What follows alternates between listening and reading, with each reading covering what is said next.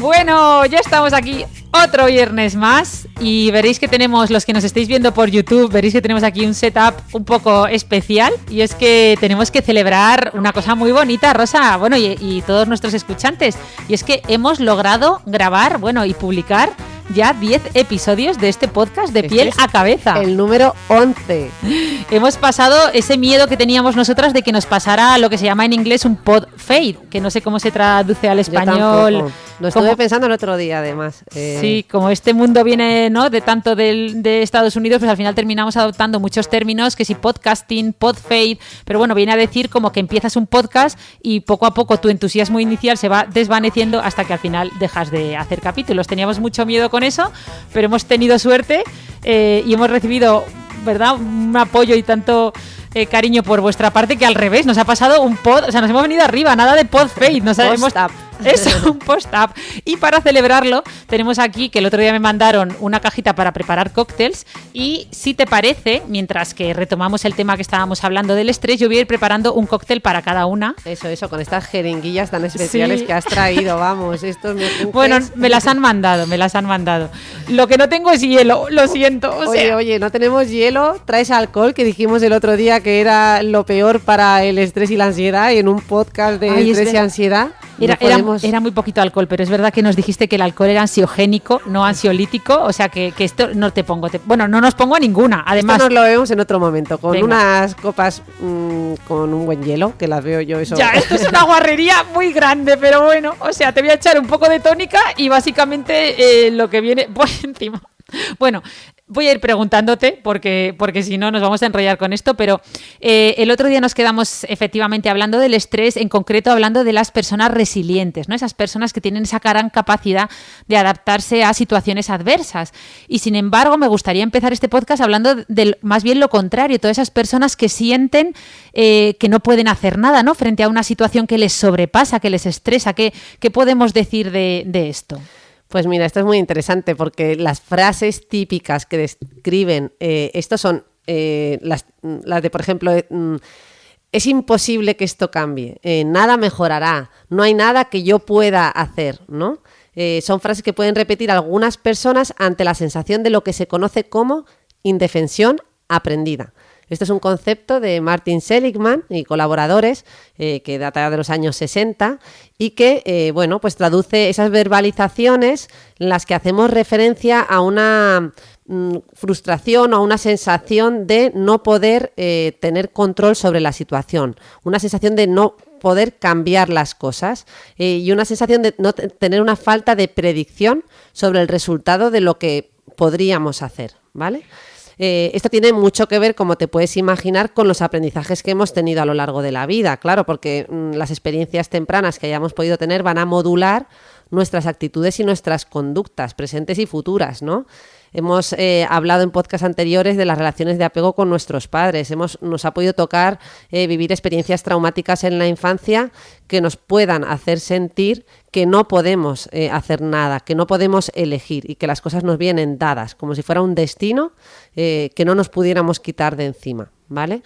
Como os podéis imaginar, esta sensación nos puede bloquear sobremanera, o sea, nos paraliza, en definitiva. Esa es un poquito la clave, ¿no? La impotencia, la paralización.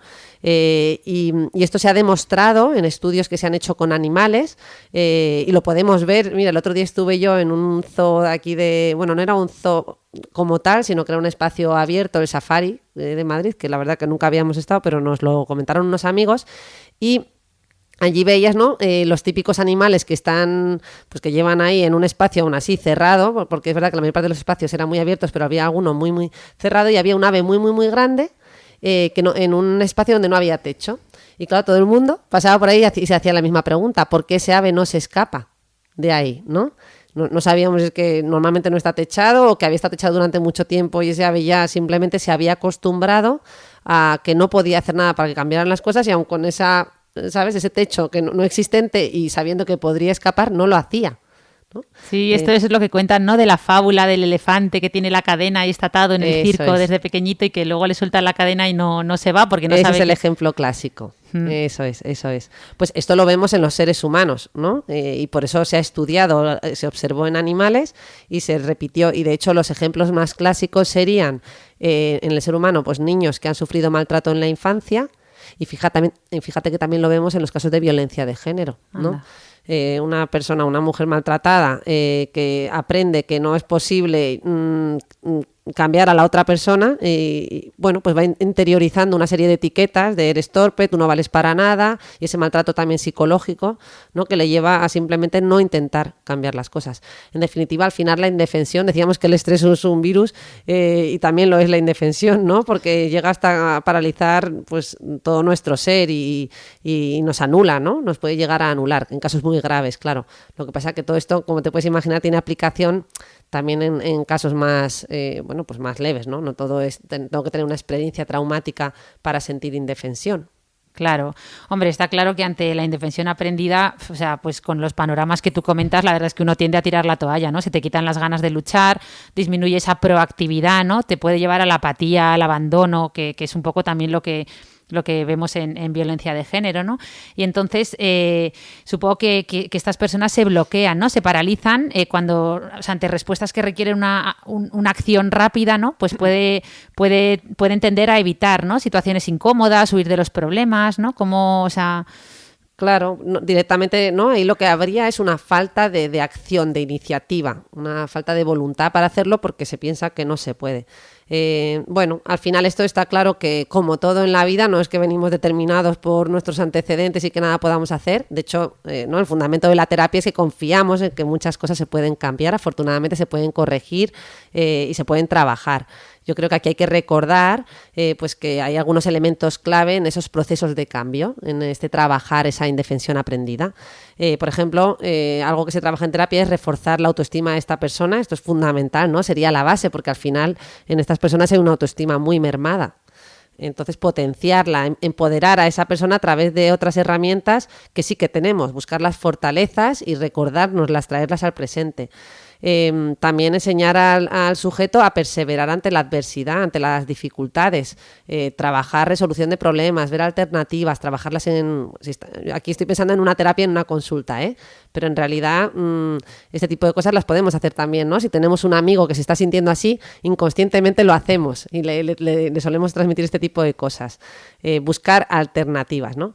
También identificar áreas en las que la persona sí que siente control. O sea, antes he hablado de las fortalezas, pero también no solo fortalezas, sino situaciones más cotidianas que el sujeto sienta que puede cambiar las cosas y vamos a reforzarlas y usarlas como trampolín para aventurarse en otras, ¿vale? Y aceptar también, oye, es que es cierto que a lo mejor esto se puede malentender. Ana, es cierto que hay cosas que no se pueden cambiar, eso sí es verdad. O sea que totalmente. Eso es un poco lo que dicen los estoicos también, ¿no? O sea, no te obsesiones o no gastes tanta energía en luchar contra lo que no puedes cambiar, acéptalo y a partir de ahí construye, ¿no? Eso es, pues es el otro punto. Quizás teníamos que haber empezado por ese, de hecho, ¿no? Vamos a ver qué cosas realmente están en nuestras manos. Lo que no podamos cambiar nos toca aceptar y en ese proceso de aceptación ya estamos consiguiendo un cambio muy importante. Vale, y luego también recordarnos que lo que estamos viviendo en el momento actual pues podemos decir, uy, es que es imposible, ¿no? Porque yo ya sé por mi experiencia vital que estas cosas, o es que esto no va a funcionar, ¿no? Repiten algunos, sé que es que no, que lo tengo la certeza de que es imposible, que esto va a seguir así o que me va a ir mal, ¿no? Cuando la gente dice, es que a mí siempre me ha ido mal porque me pongo muy nervioso y ya sé que esto no lo puedo hacer. Sí, que yo no puedo hablar en público porque es que no puedo, eso. O sea, es que me pongo atacado. Eso. Entonces, recordar que lo que tú has vivido en el pasado no tiene por qué ser lo mismo que estás viviendo en este momento. Eso ya de base, ¿no? Tú fíjate, es que ni siquiera, igual, tú no eres el mismo. Hace 15 años no eras la misma persona que eres ahora. Entonces, esa sensación tenemos que ir aprendiendo y recordándonos que igual que vamos cambiando a lo largo de la vida, también pueden ir cambiando estas cosas, ¿no? Bueno, vale, pues entonces, ya que nosotras no somos tampoco las mismas, que quién nos iba a decir a nosotras hace, ¿verdad? No sé cuándo empezamos ya a estudiar, pero quién nos iba a decir a nosotras que terminaríamos teniendo un podcast y que terminaríamos brindando, porque vamos a brindar por todos vosotros, esto va por vosotros, con un cóctel sin hielo, sin alcohol y con un contenido que venía en un par de jeringas que no sabemos muy bien lo que es. Así que nada, Rosa, chin chin. A ver a qué sabe esto. A ver. Bueno, no está mal, está rico, ¿no? Está... Ay.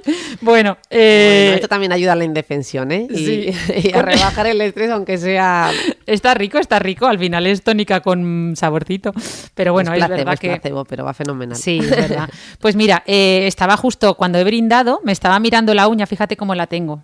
Ya te la he visto. Destrozadita. Y es que no sé, nuestros escuchantes que nos lo cuenten, si nos lo quieren comentar por redes sociales, cómo notan ellos que están más estresados. Yo creo, ahora nos contarás cómo lo notas tú. Yo personalmente lo noto a través de las uñas, ¿no? Tengo este tic de tocarme continuamente las uñas que tiene guasa, que una dermatóloga se toquetee de esta manera y no haya podido ponerle solución a pesar de todas las herramientas que hay, y encima con una hermana psiquiatra. Pero lo cierto es que es un poco lo que a mí me orienta a que tengo estrés, ¿no? O sea, pensar todos aquellos que es lo que, porque siempre hay algún signo, algo que tú realmente sabes que te llama la atención y que estás, ¿no? Que estás pasando por un periodo de estrés. Entonces yo me di cuenta la semana pasada, por en cuanto me veo así las manos, ya digo, tengo que poner solución. Y bueno, empecé a ir un poco a la raíz del problema, ¿no? Que es lo que me estaba generando a mí tanto estrés últimamente, y era un poco lo que tú decías antes, ¿no? Esa sensación de descontrol, ¿no? Tengo muchos inputs externos, muchas peticiones, llamadas, emails, bueno, varias cosas de trabajo que no he sabido gestionar bien. Y bueno, había ido a lo urgente y no a lo importante, ¿no? Entonces he estado leyendo un libro que me ha gustado mucho, lo tengo aquí, ahora os lo voy a enseñar, que se llama, en inglés es Indistractable, como sería indistraíble en español, que es de Nir Eyal, que es el mismo autor del libro Enganchados o Hooked, que muchos lo habréis leído, que es pues él tiene mucha formación en tecnología, es una persona que entiende muy bien cómo funciona la mente de cuando nos enganchamos, ¿no? a toda esta tecnología, y escribió ese libro de Enganchados, y ahora ha escrito este otro que, bueno, pues habla un poco de la distracción como clave también en el estrés, ¿no? Y él hablaba de bueno, que al final le echamos mucha culpa a la tecnología y bueno, tampoco es para tanto, o sea, sí que es, pero él explicaba cómo, bueno, pues hay gente por ahí que ha intentado pues cambiar a un móvil antiguo, ¿no? De estos de Nokia con botones, o incluso cambiar a una máquina de escribir o un ordenador sin conexión a internet, y aún así se terminaban distrayendo con otras cosas. Es decir, que la capacidad de distraernos y de no hacer lo que realmente es importante para nosotros y que eso nos lleve a estresarnos es algo que también tiene una serie de condicionantes internos, ¿no? Claro, sí, que no ha tenido que llegar la tecnología para que aquellos que ya se distraían sin la presencia de esta, bueno, pues que ya nos distraíamos antes de otras maneras. El que se tiende a distraerse más, pues va a tender a distraerse también más con la tecnología, ¿no? Es lo que quieres decir. Claro, sí, o sea, al final él hablaba de que, bueno, hablaba de la palabra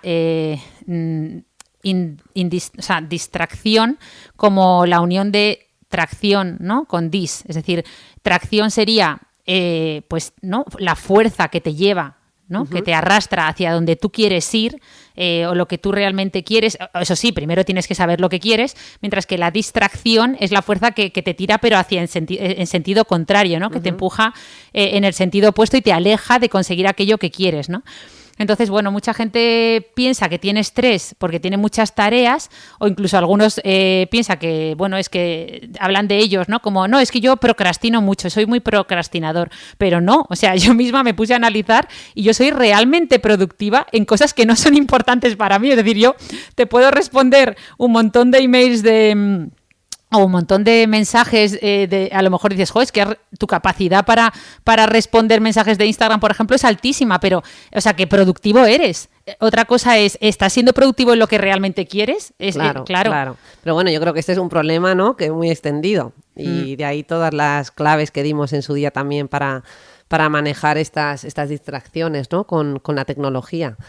Claro, entonces de priorizar, etcétera. Me gustó mucho que en el libro hablaba de de que siempre pensamos que los condicionantes que nos llevan a distraernos y no conseguir aquello que queremos son externos, pero al final se nos olvida que hay muchos condicionantes también internos, ¿no? Entonces hablaba de cómo cuando reflexionamos sobre qué nos hace elegir unas tareas por encima de otras, siempre hablamos del placer, ¿no? Pues que siempre, además creo que lo hemos comentado aquí alguna vez, pues que siempre el cerebro va a lo fácil, ¿no? O a lo que nos aporta placer a más corto plazo.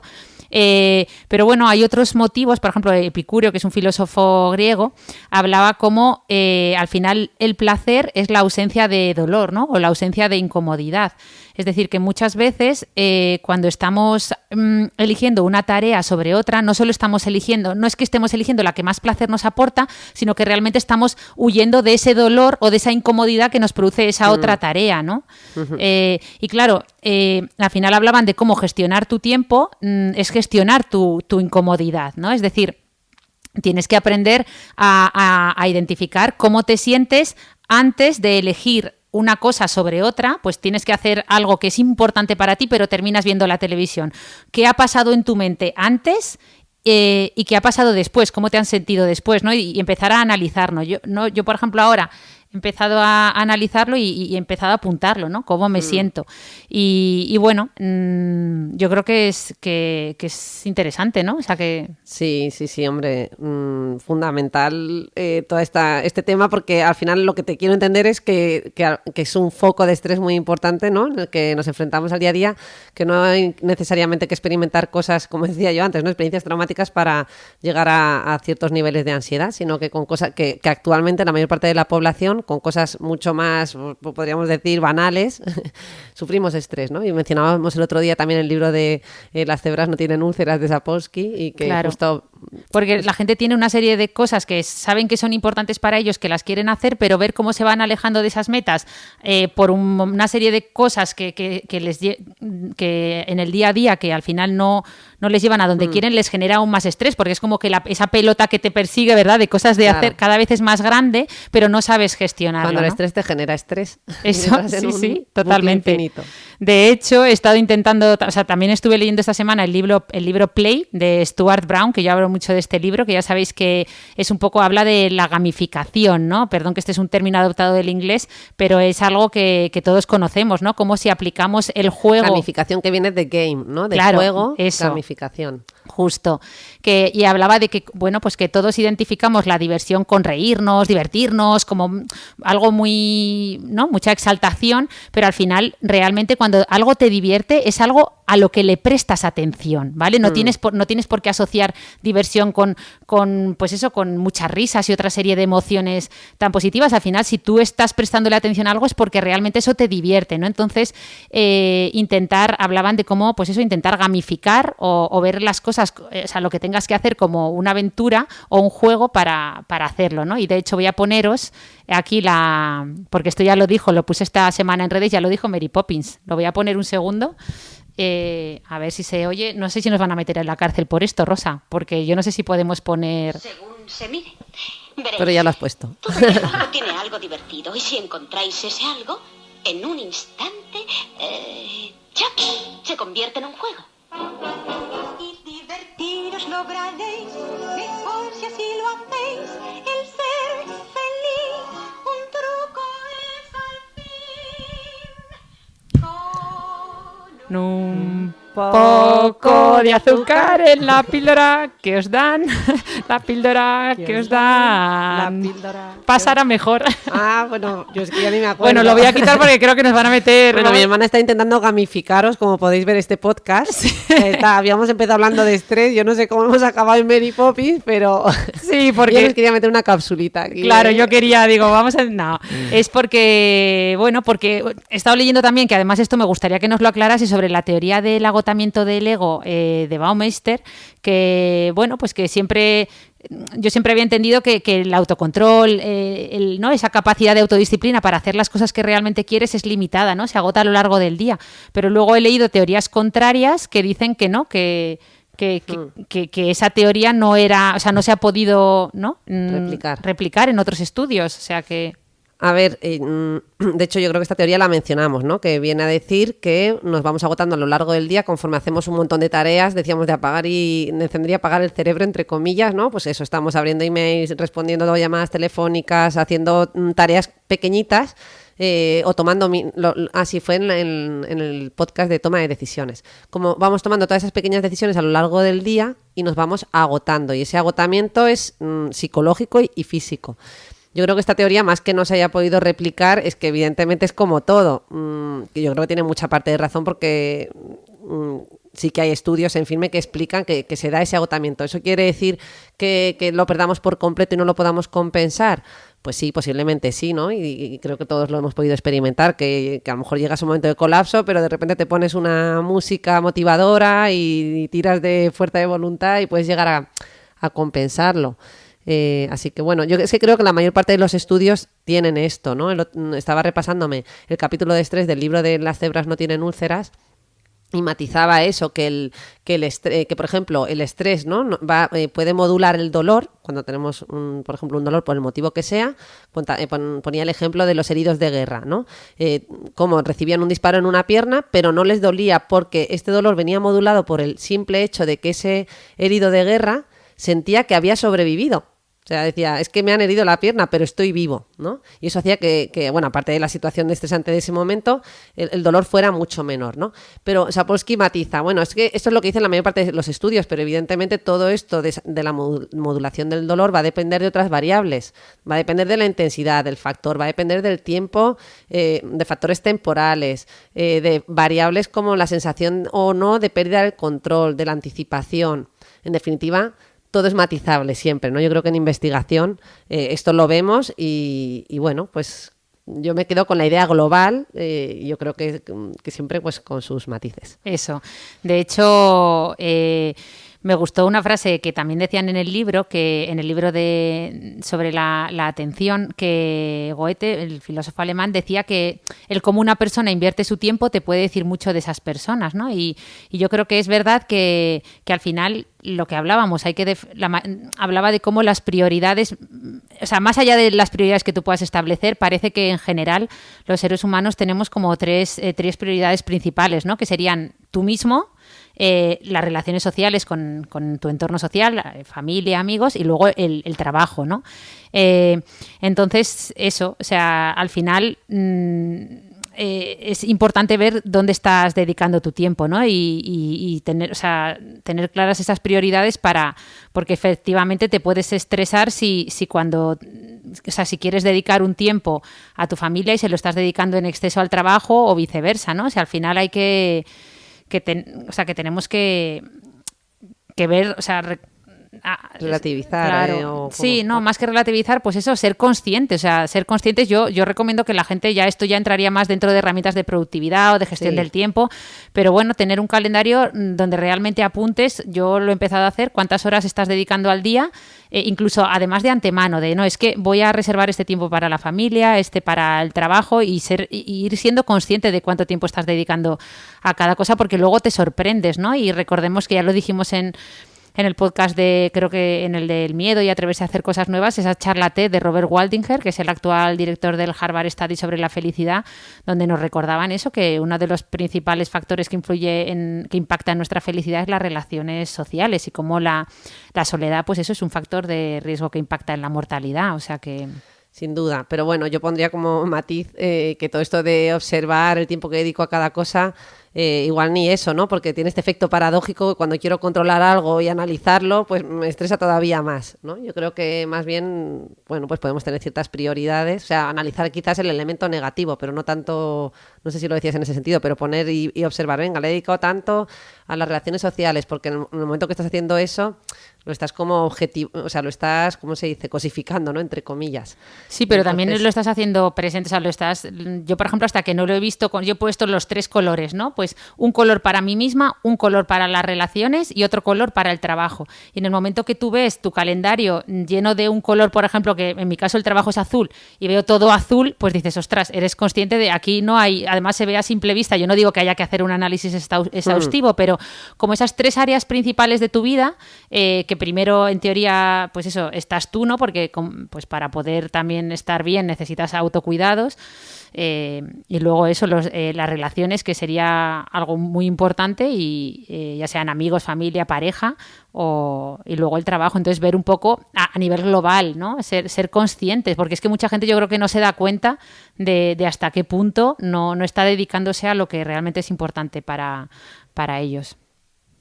Pero bueno, y luego también, igual que hay factores internos, también hay factores externos que nos producen estrés, eso está claro. Es decir, entonces es saber identificar cómo reaccionas frente a, o sea, qué factores internos te hacen hacer las cosas que no quieres hacer, ¿no? O sea, que no son importantes para ti, y también qué factores externos, ¿no? O sea, ahora estamos como muy obsesionados con que la era digital, pues que parece que el móvil es el enemigo, ¿no? Pero es verdad que hay, bueno, pues que hay un montón más de factores externos que nos distraen. Todos estaréis pensando en el trabajo, pues yo, por ejemplo, en la consulta, esas interacciones continuas, abriéndote la puerta, o sea que estas oficinas que se han puesto de moda, todas abiertas, ¿verdad? Que parece que iban a aumentar la productividad y la comunicación entre los empleados, pero al final distraen mucho también. Claro. O sea que... Pero bueno, simplemente decir en cuanto a factores externos, que esto me llamó la atención, que lo decían en el libro también, es que al final era un poco lo que tú cuentas también del experimento de las nubes, ¿no? Que al final es cierto que el no ver el distractor externo te ayuda. Entonces... Decía que mucha gente... ¿Cuál es el ejemplo de las nubes? Lo de los marshmallows. Vale, claro. Estaba pensando en nubes. Las nubes de golosina. Que los niños, ¿no?, las apartaban para... Entonces, este es un estudio sobre la fuerza de voluntad, ¿no? Donde Eso. se medía el autocontrol de los niños pequeñitos de cierta edad y relacionaban cómo conseguían, les daban una golosina y le decían que si aguantaba un tiempo determinado le traerían otra. Entonces demostraba que aquellos que eran capaces de aguantar para que le trajeran el segundo dulce, pues luego tenían más éxito en un futuro, ¿no? Bueno, éxito medido, pues como os podéis imaginar, todo es relativo, ¿no? En la medición de éxito. Claro, pero bueno, que simplemente decían eso, que como el simple hecho, por ejemplo, de levantarte, aunque tú no tengas intención de contestar los emails en ese momento, pero simplemente leerlos y saber que fulanito de tal, menganito te ha escrito, eso ya hace que estés rumiando durante el día, ¿sabes? Esas cosas. Entonces, al final es igual de distractor que si te sientas y lo respondes. Entonces, es mejor, pues eso, apartarlo y dedicar, pues eso, bloques de tiempo y hacer, pues a lo mejor, pues eso, mirarlos un par de veces al día. Pero bueno, todo esto entraría ya dentro de herramientas de productividad. Que ya además hemos hablado en el capítulo, ¿verdad?, un poco de la gestión de la tecnología.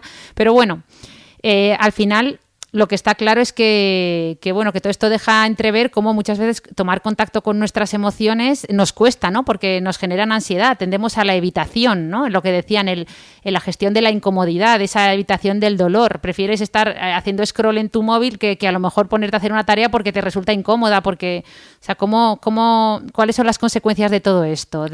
Claro, sí, yo creo que te refieres un poco a que muchas veces, eso,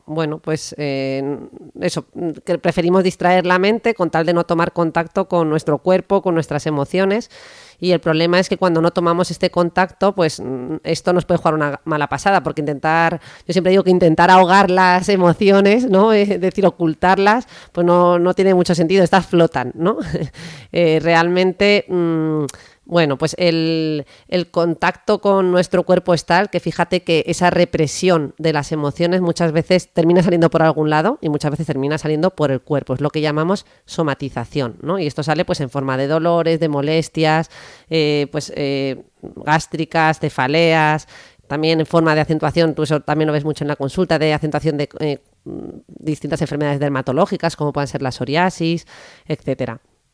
En definitiva, pues eso, vemos que es necesario que tomemos ese contacto, esa presencia con nuestro cuerpo. De hecho, sabemos que las personas que tienen una mayor capacidad de compasión y de amabilidad hacia sí mismos son menos propensos a hacer estos mecanismos de supresión y, por ende, a somatizar o a presentar este tipo de emociones a nivel corporal. Sabemos además por los estudios de James Gross que en aquellas personas que tienden más a reprimir las emociones, a ocultarlas, fíjate que en su cuerpo se ve un aumento del cortisol, ¿no? Que es la hormona por excelencia del estrés, y también una mayor activación del sistema nervioso simpático, que es ese sistema, ¿no? de defensa, de huida, que se activa cuando estamos en una situación de riesgo. Pues en las personas que tienden a reprimir más las emociones, todo esto está más aumentado. Que de hecho otros marcadores relacionados con todo esto del estrés y también con la inflamación, ¿no? Porque se ha visto que el estrés lleva a mayores niveles de inflamación, podemos verlo también a través de marcadores como el TNF, no sé si te acuerdas de la carrera, sí. Y la famosa PCR. ¿Cómo? Pero la PCR... claro. Que en tiempos de COVID, ¿no? Tanto hablar de PCR, al final, pues fíjate, ¿no? Es una citocina proinflamatoria que tiene mucho que ver con niveles de estrés mantenidos. Y es uno de los medidores que se utiliza en muchos estudios científicos porque nos está hablando de cómo el estrés impacta en nuestro sistema inmune. Nuestro sistema inmune se debilita y hace pues eso que toleremos peor o que seamos más propensos a padecer ciertas infecciones. También, por ejemplo, un cuadro de colon irritable o de psoriasis pues empeorará, ¿no? Cuando estos marcadores inflamatorios aumenten. En definitiva, recordar al final que el mente y el cuerpo, bueno, que la mente emerge del cuerpo, que somos uno, ¿no? Que hay una información de doble vía que está en continua comunicación de nuestra mente con nuestro cuerpo y que es importante que estemos en equilibrio, en equilibrio de homeostasis, ¿no? Que se le llama. Porque eso va a facilitar que nos regulemos mucho mejor. Fíjate que una de las formas más clásicas, más básicas de autorregulación, de gestión de esas emociones, es simplemente ponerlas en palabras. También hay estudios que han demostrado que la simple verbalización de esas emociones ya tiene un efecto ansiolítico y relajante, ¿vale? Esto, pues bueno, esto es como lo de que hablábamos también de conocer algo, simplemente el saber las cosas pues nos relaja, como cuando tú dices a tus pacientes que les va a doler cuando les vas a pinchar y les dices, esto va a doler un poquito, ¿no? Esa anticipación, esa sensación de que ya lo conoces y que ya lo puedes controlar, va a hacer que disminuya un poquito ese dolor, lo podemos modular. Pues aquí ocurre algo similar. Sí, la verdad es que en dermatología lo vemos muchísimo. O sea, es que claro, encima la relación mente-piel, imagínate alopecias agravadas por estrés, bueno, inducidas por estrés, psoriasis, pues es que la lista, vamos, tú la has hecho, dermatitis atópica, acné, es infinita, ¿no? La verdad es que, o sea, por eso ahora tengo como muy presente todo lo que siempre me cuentas cuando hablamos de cuerpo. De hecho, me estoy acordando incluso en el MIR, yo la compañera que tenía al lado haciendo el examen no pudo terminar el examen porque se le paralizó la mano. O sea, no pudo, o sea, no podía seguir escribiendo. Luego terminó el examen y, o sea, no era ninguna lesión, o sea, estaba todo en su mente. ¿Cómo puede pasar algo así? O sea, ¿cómo puede ser que alguien, ¿no?, ante una situación de estrés tan brutal como es llevar un año entero o 2 o 3 los que lleves preparando un examen tan importante como el examen MIR y de repente, o sea, es increíble, ¿no? Sí, el poder del estrés, fíjate, no sé si lo has llegado a decir, pero estaba todo en su mente, has dicho. Me ha hecho gracia porque a mí lo que me ha recordado es a las guardias de psiquiatría, bueno, las guardias en el hospital, que muchas veces nos llaman nuestros compañeros especialistas cuando llega un paciente con algo similar, ¿no?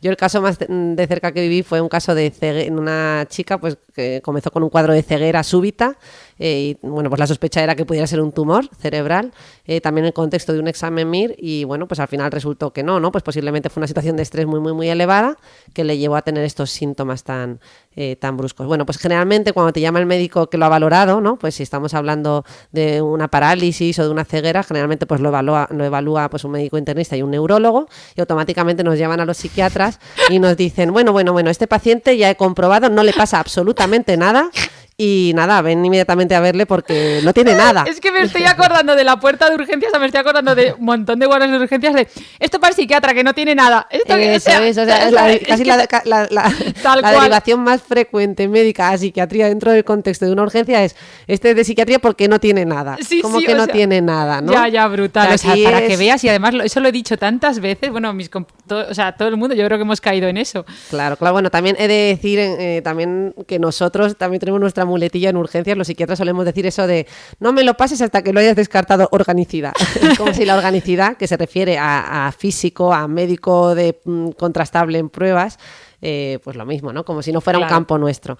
Al final es cierto que usamos este lenguaje y nos permite entendernos entre los distintos especialistas, pero caemos en la incorrección, esa es la realidad. ¿Cómo que no le pasa nada a esa persona? Esa persona está teniendo los mismos síntomas que el que los tiene, ¿no? Por una causa física inmedible, son los mismos, pero esto nos hace darnos cuenta de la importante conexión de la mente con el cuerpo. Es que somos uno y el que siente dolor, aunque sea con un importante factor psicológico, pues ese es dolor, es real y está sufriendo igual, es tan doloroso como el que tiene una pancreatitis. Bueno, tú lo decías el otro día, una crisis de ansiedad se siente como si tuvieras un ataque, o sea, un infarto, porque prácticamente Efectivamente. sudoración fría, sensación de muerte inminente, el corazón, o sea, taquicardia, el corazón acelerado, respira, o sea, pero claro, es una crisis de ansiedad, pero los síntomas físicos es que se parecen muchísimo Claro. a un infarto de miocardio del corazón. Totalmente. Yo creo que es muy importante que hagamos un poquito de culturilla y de psicoeducación, pero fíjate, tanto para médicos como para pacientes y personal general, ¿no? Porque es que el propio paciente también,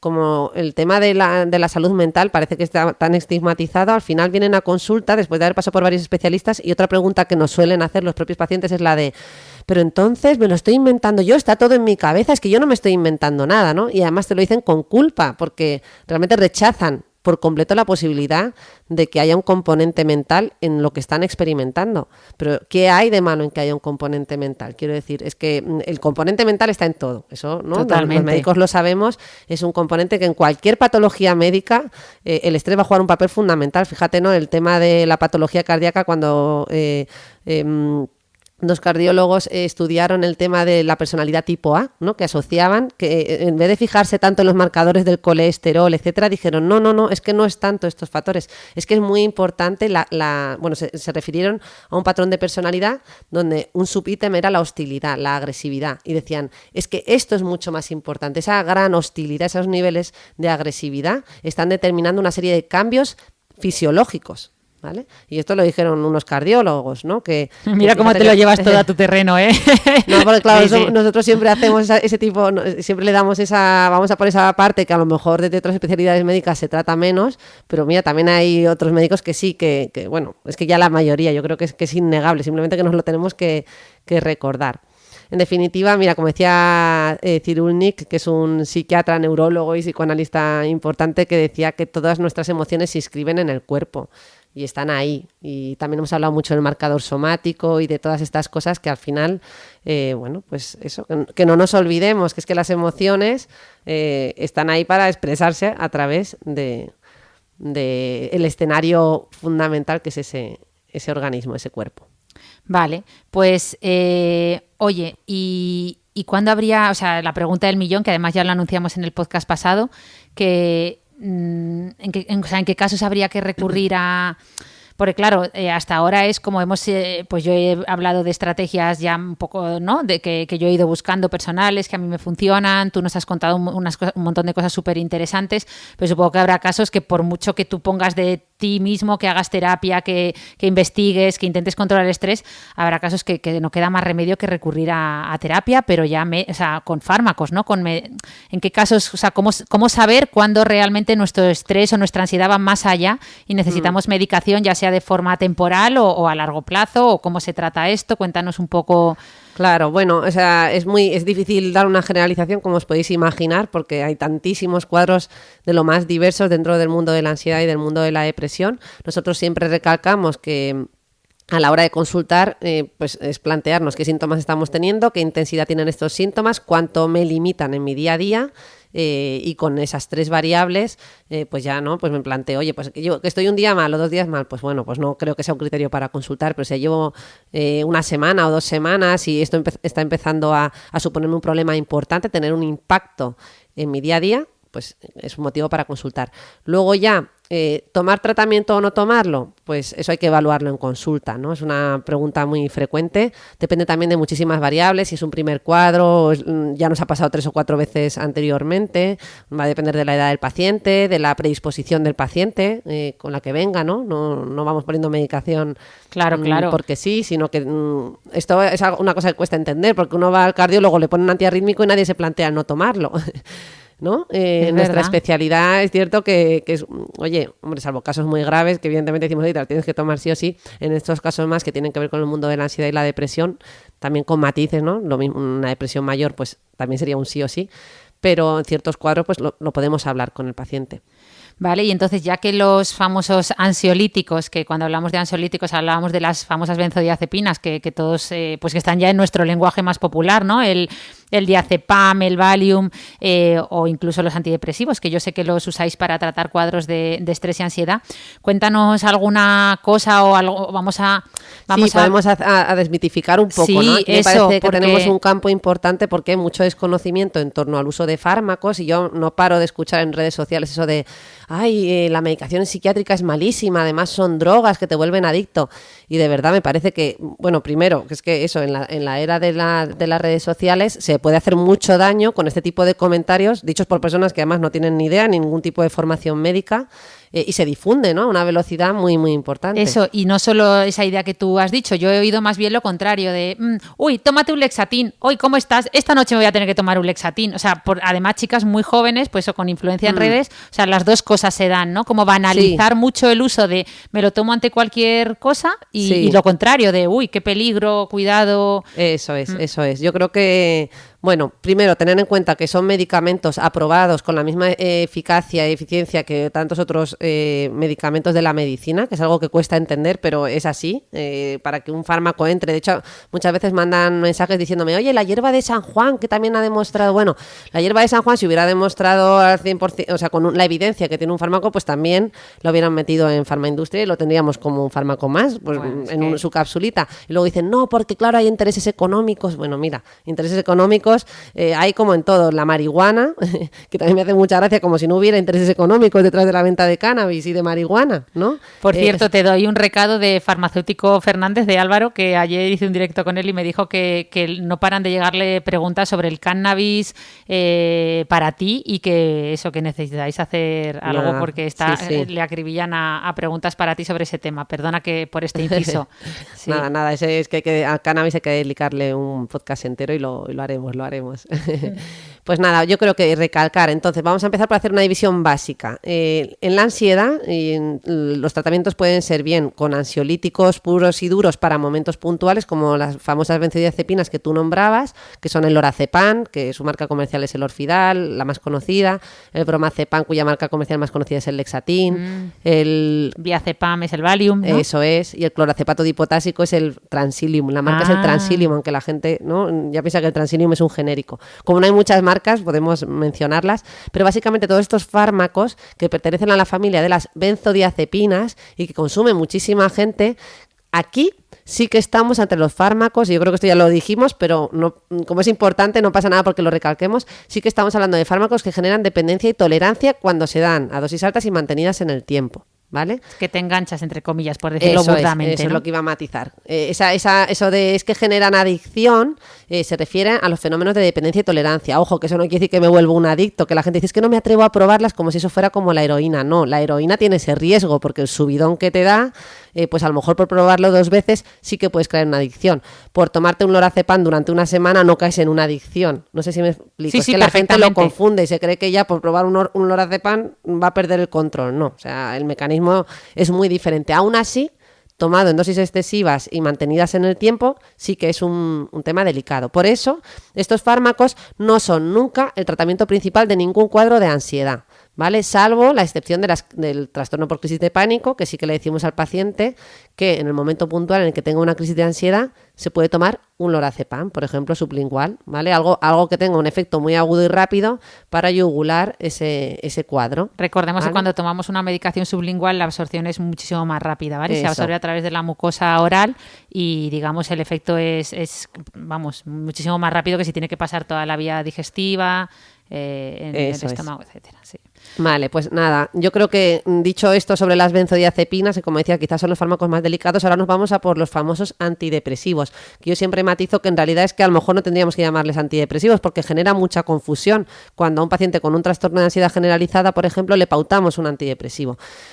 Mal llamados, repito, porque son el tratamiento principal de los cuadros de ansiedad. Tendríamos que llamarle en realidad por su mecanismo de acción. Inhibidores de recaptación de serotonina, como son la paroxetina, la sertralina, el escitalopram, el citalopram, la fluoxetina, etcétera, etcétera. Parece que estás recetando, Dios mío, ¿cómo te lo sabes?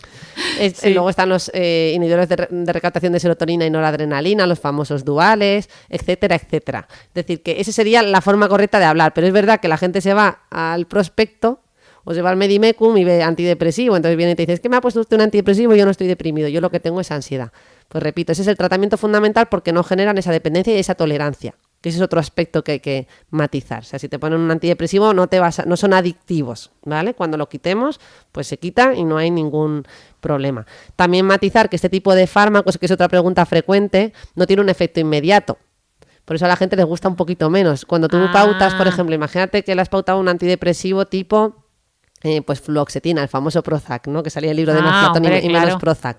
Esa es la fluoxetina. Pues tú le pones eso y las primeras semanas, claro, como ese fármaco tarda entre 3 y 4 semanas en hacer su efecto completo, si ese paciente viene con unos niveles de ansiedad altísimos, tú durante el primer mes asocias un ansiolítico benzodiazepínico, de estos que hemos hablado, que tienen ese efecto de dependencia y tolerancia. Valium o alguno de estos. Eso, lorazepam, lexatin, bromazepam, etcétera. Lo pautas para luego retirarlo pasado el primer mes. El paciente suele venir pasado el primer mes y te dice que a él lo que le gusta es el lorazepam. Claro, porque es el que ha notado, el que le ha hecho efecto inmediato. El otro no nota nada cada vez que se lo toma. Es un neuromodulador, tiene un efecto diferido en el tiempo. ¿Vale? Entonces esto es importante saberlo, que aunque os guste más otro, pues igual que cuando nos ponen el antibiótico y el ibuprofeno, nos gusta más el ibuprofeno. Ostras, porque qué es buen el que nos ejemplo. alivia en ese momento, pero el que nos está tratando la infección es el antibiótico. Pues aquí ocurre exactamente lo mismo. Que ¿vale? me gusta mucho ese ejemplo, me lo voy a copiar para explicar yo otras cosas en consulta. Y nada, yo creo que contar, por desmitificar alguna cosa más, pues todos estos comentarios de que te hacen parecer drogado, pues nada de eso. De hecho, si alguna vez un antidepresivo os hace sentir que estáis adormilados, atontados, con embotamiento, pues se lo decís a vuestro médico, porque tenemos a día de hoy, por suerte, tantos fármacos que si eso se produce, que no es lo habitual, pues se cambia. ¿Vale? Es muy importante saberlo. También es cierto que podemos ver efectos secundarios, hay algunos que son más frecuentes y conocidos, pues por ejemplo la disminución de la libido, ¿no? Eso pues sí que pasa con frecuencia y nos lo suelen... Bueno, hay gente que no se atreve a decirlo, yo os comento que es importante que nos lo digáis porque es que estamos habituados a tratar este tipo de temas y es importante, es que ¿no? Es una parte importante de nuestras vidas.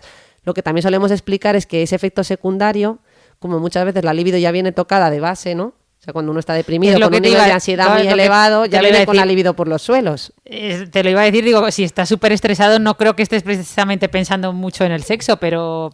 Claro, pero bueno, pues como es una pregunta que nos hace la gente, yo lo quería matizar. Es decir, cuando esa libido ya viene tocada, pues aunque el antidepresivo pueda producir eso como efecto secundario, generalmente, aún así, al mejorar el cuadro, mejora la libido. ¿Vale? Pero bueno, hay gente a la que no se le afecta la libido por un cuadro de ansiedad y depresión. Pues nada, pues ahí sí intentaremos no estropearlo más, ¿no?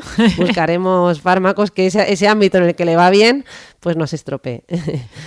Y nada, yo creo que con esto y recordar, sí también, perdona, otra pregunta habitual es que si los fármacos son para toda la vida. Bueno, esto pues también matizar que no.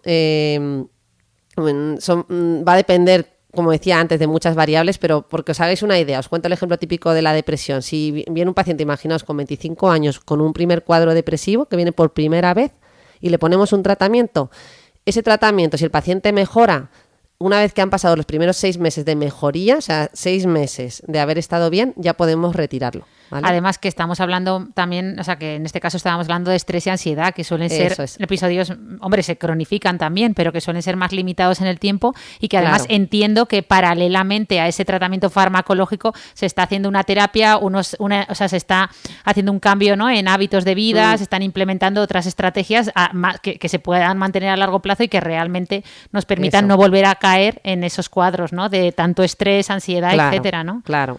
Bueno, o a veces, fíjate, yo siempre digo que es que estamos hablando de cuadros muy variados, pero los cuadros más leves, muchas veces el paciente mejora con el fármaco y no llegamos a terapia, porque le das ese empujón y el paciente se pone a funcionar con sus propias herramientas. Entonces, dependiendo un poquito del caso, esperamos. Y si pasado el primer mes el paciente ha notado una mejoría muy notable, no siempre le vamos a derivar a terapia, ¿vale? O sea, es que en una primera consulta os podéis imaginar que, bueno, pues puede haber variabilidad y a veces esa decisión de la terapia, primero porque en el primer día que venís, pues si estáis con un nivel de ansiedad muy, muy, muy elevado, nadie está para hacer terapia, ¿no? Entonces necesitamos una segunda evaluación al mes y ahí podemos decidir. ¿Vale? Qué interesante. Oye, Sí. y una pregunta muy rápida antes de terminar. Claro que me ha llamado la atención, porque o sea, un poco yo creo que lo que se oye también por ahí muchas veces es que los antidepresivos más bien lo contrario, ¿no? Que producen euforia, ¿no? O sea, que mucha gente es como, tómate un poco de fluoxetina, ¿no? Como... Sí, ojalá, o sea, ¿no? Ojalá. Pero entonces no es así, por lo eso que has ocurre comentado. eso sí lo hacen las drogas, ¿no? La cocaína te da ese subidón. Un antidepresivo, no. De hecho, fíjate que curiosamente, si un antidepresivo te lo pautan y tú de repente te pones eufórico, hipomaníaco, que le llamamos nosotros, tienes una hipomanía, un estado de exaltación, euforia, aumento de la energía, disminución de la necesidad de sueño, etcétera, etcétera, es que suele o puede indicar que a lo mejor de base hay un trastorno bipolar. Porque los únicos pacientes que con un antidepresivo se suben, que decimos nosotros, son los que de base tienen un trastorno bipolar. Si no, el antidepresivo te lleva a tu estado basal. A eso se le llama viraje. El irnos de un polo al otro se le llama viraje y esto ocurre con pacientes muy, muy concretos. Perdona que no me reía por lo que estabas contando, que es algo serio, me estaba riendo porque me ha venido a la mente, ya para terminar, una anécdota que me pasó en mi primer año de cuando era residente, ¿no? En urgencias, en observación, que llegó un paciente que era un consumidor de cocaína habitual, ¿no? Y había consumido cocaína y tuvo un infarto de miocardio, ¿no? Y estaba en observación y entonces, pues eso, le estaba historiando yo, la típica, pues eso, a las 5 de la mañana, muerta de sueño, y me acuerdo que yo le iba preguntando, o sea, digamos que las enfermeras, o sea, como que todo el mundo le conocía, era un paciente habitual, pues y él me estaba tomando el pelo, ¿no? Yo, bueno, entonces, ¿qué estaba usted haciendo a las 5 de la mañana para que cuando le empezó a doler? Y el otro me respondía como cachondeándose de mí, diciendo, pues, ¿qué iba a estar haciendo? Pues jugando al pádel. Y yo apuntaba, ¿jugando al pádel? Estaba jugando al pádel. Y me miraban las enfermeras experimentadas como, pero no te das cuenta, o sea, como diciendo, pero no has leído sus pero sí, bueno, me ha venido a la mente lo ingenuos que éramos, ¿verdad? Menos mal que teníamos gran ayuda por parte de los que te supervisan y todo iba bien, pero bueno, me ha venido a la mente esa anécdota. Pues nada, yo creo que podemos terminar, ¿no? Yo me he quedado mucho más relajada, no sé tú, no sé si ha sido por el cóctel este que nos hemos hecho o por hablar del tema ampliamente, pero... Nada, yo también, venía yo aquí estresada que con el no llego a tiempo y tengo que ir luego a por los niños. Pues nada, pero ha ido bien. Os damos otra vez las gracias por apoyarnos tanto, por vuestros comentarios, seguir recomendando el podcast a quien creáis que le puede ayudar y nos vemos pronto y esperemos que pronto podamos brindar no por el 10, sino por el programa 100 y además lo hagamos con ellos, ¿no? Bueno, con todos pronto. ellos. Venga, un brindis final. ¡Hasta luego! Adiós.